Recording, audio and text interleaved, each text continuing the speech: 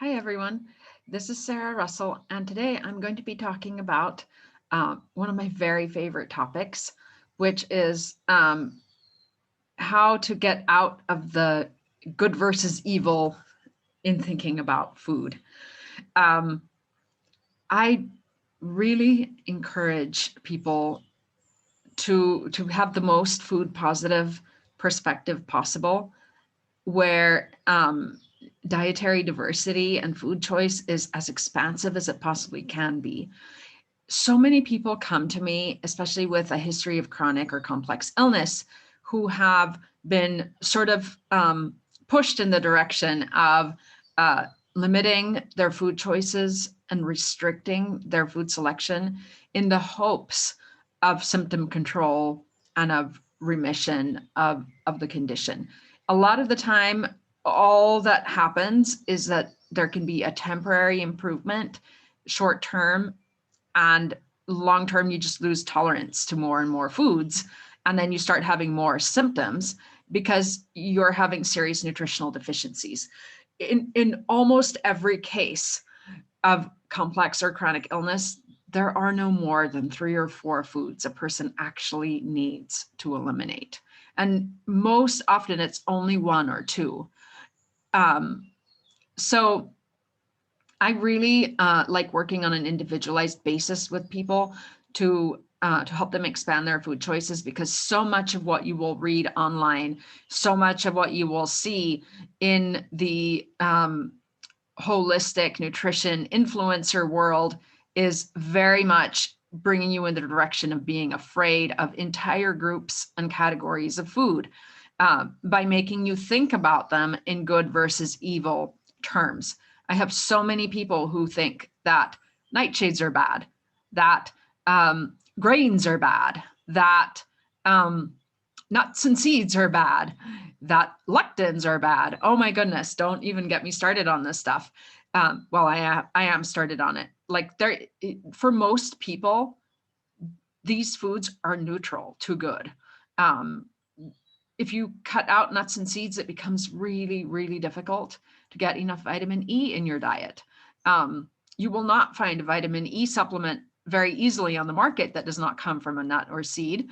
And most of the vitamin E rich food sources come from nuts and seeds or grains, whole grains. So unless you have a purslane plantation in your backyard, it's going to be really hard for you to get your daily requirement of vitamin E um, on a grain-free and nut and seed-free diet. That's just the reality of things. And vitamin E is an incredibly important nutrient. It's antioxidant and has benefits for the cells. It has benefits for the entire endocrine system, and it's really important for egg health, sperm health. Even if you're not trying to conceive or working on your hormonal health, your hormones really are important. And in any case, even if you are not in any way hormone focused and your endocrine system works perfectly, you still need to protect your cells from oxidative stress, especially if you have a chronic or complex condition that you're trying to manage. So please, people, let's not think about food in terms of good versus evil. Grains are not necessarily bad. For most people, even if you are somewhat sensitive to some grains, you will be able to enjoy all the other grains. It is really nice to be able to diversify the food on your plate, to be able to enjoy food in the company of others. And I will tell you that in the vast majority of cases, you do not need to be on a restrictive diet in order to enjoy better health. In fact, for most people, the benefits of a restrictive diet are very, very short term, like just a few weeks to a couple of months at most, before things start getting very, very hairy and very bad. So short term, yeah, I mean, I love doing elimination and reintroduction diets. These are like, 3 to 6 weeks of eliminating a few foods, reintroducing them, seeing what happens. It is not, oh, let's take out all grains forever. Let's take out all grains, all nuts and seeds, all nightshades. Um, and then maybe your symptoms don't go away yet, so we're going to take away all the foods that contain like lectins and oxalates, and all of a sudden you're afraid of cucumbers. And let's please not do this. Like, I do help people with oxalate thresholds and things like, histamine thresholds if they have specific health conditions that are highly suggestive of those things needing to be addressed in some way. But then, I do like to inform people that we're not like labeling specific foods as good or bad. And just because something has oxalates in it doesn't mean that you won't be able to tolerate any of it or ever. We identify a threshold for the person that is appropriate for them at that time, and we try to do foundational work so that the body will be able to accept higher levels of histamine or oxalate containing foods. We also look at the metabolism of those foods and the bio-individual tolerance of the person. So, for example, the way you prepare a certain high oxalate food like potato, if you um, boil the potato, discard the water, you have eliminated about 70 to 80% of the oxalates in that potato. You can now take that potato. It is now a low to medium oxalate food, and you can saute it, you can bake it, you can do whatever you want with it. You can make mashed potatoes. Just throw away the water if you're trying to reduce the oxalates, and move on with your life, enjoy your food, and be happy. So it is not that potatoes are a bad food. It is that you may, in that moment of your life, be struggling with the level of oxalates in potatoes that are baked without being, say, boiled first with the water discarded, or making mashed potatoes and keeping the water in your in your final product.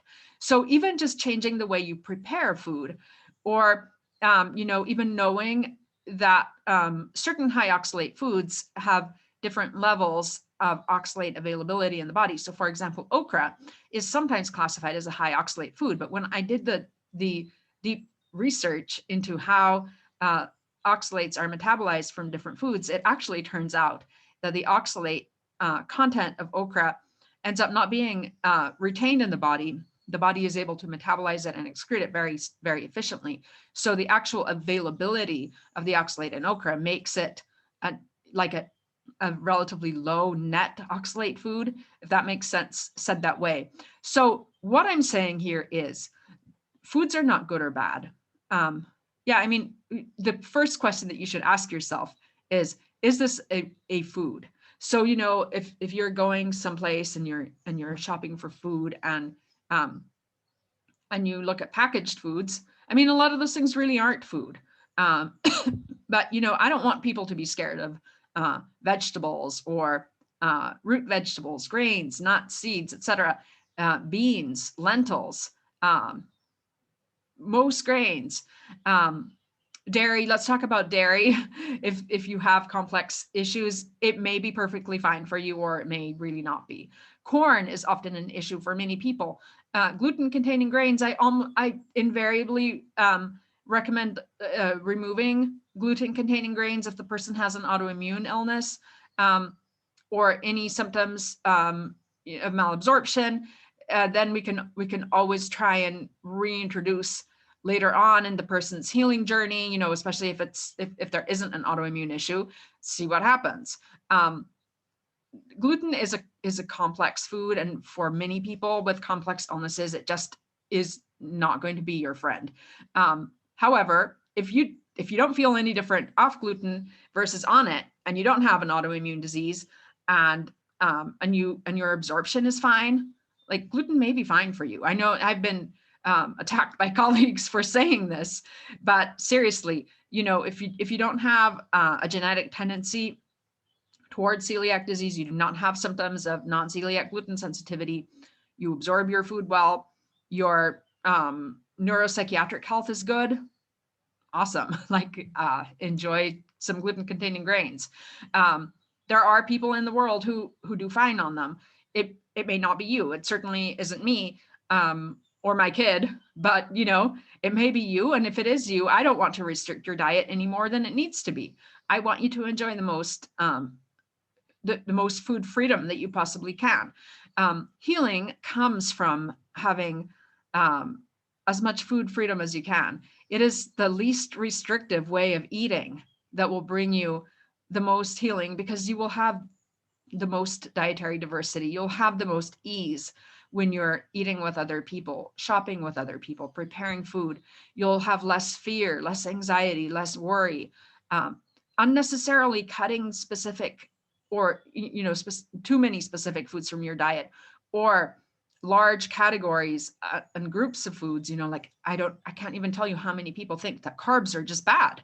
I had this client who was like reporting 5 grams of leeks on a food journal, and I was like, that was a typo, right? And he was like, no, I'm being very careful about how many carbs I eat. I was like, leeks? Like you can have like 50, 500 grams of leeks if you want. Have as much leeks as you want. Don't weigh your leeks. Eat your leeks. They're good for you. What is this, people? Please do not let influencers make you afraid of food. That is a very bad influence. I really want you to be able to heal through the most diverse, colorful, tasty, nutritious diet that you possibly can eat. If you're a healthcare practitioner in the holistic world, you definitely may have been conditioned to think about foods in good and bad terms. So please, let's talk about it.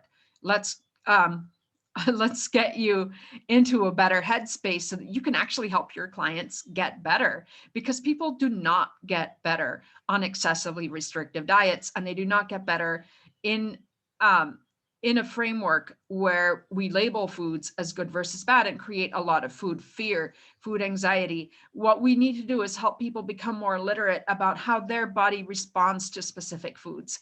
Is this food good for me now?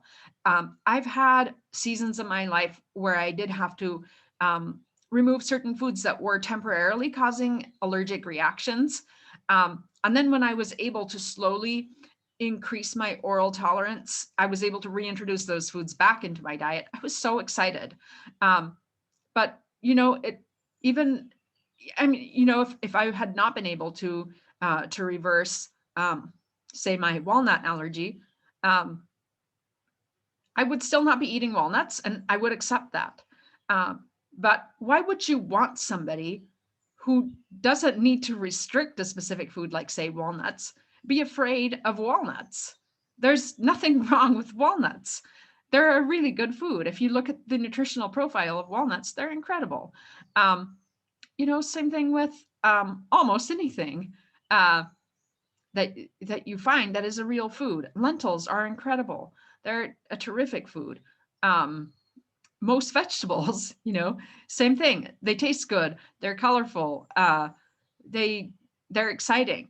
We don't want people to be afraid of vegetables because of, some stigma, some good versus bad things. So let's help our clients understand better what foods help them, at what amounts, at what times, and how to enjoy the most diverse, exciting, fun, and socially flexible diet that is compatible with their optimal health and well-being. I see people just excessively restricted without any improvements in their health whatsoever in the long term. It's very, very sad. So let's not do this, people. Please, if you are a member of the general public, do not let yourself be influenced into excessively restricting your diet. If you are a healthcare practitioner, please try to get yourself out of this good versus evil territory. Let's talk science. Let's talk bioindividuality. And let's talk, just helping people be more aware of how their body responds to different foods and different food, so that they can really enjoy their meals and enjoy a healthy mindset, because people cannot heal if they are constantly afraid, constantly anxious, constantly fearful for no good reason, because somebody has just, influenced them into thinking that leeks are evil and you should weigh your leeks so that you're not having more than 5 grams at a time. I mean, this is nonsense, people. Let's please stop this. So I would love to talk with you further. If this has blown your mind or has made you angry, we definitely should have a conversation. So I hope that we will get a chance to chat at some point. And if you are someone who is a healthcare practitioner and who would like to learn more about how to support your clients in a food positive framework that is actually conducive to good health, and that truly individualizes your client's care, but you don't know how to do that, I would love to mentor you. I have a couple of case study groups that are ongoing, and I would really like to help get you to a place where you feel vibrant and food positive and can transmit that to your clients so they can really, really feel better in the long term, not just the short term. So let's talk, and I hope you have a great day.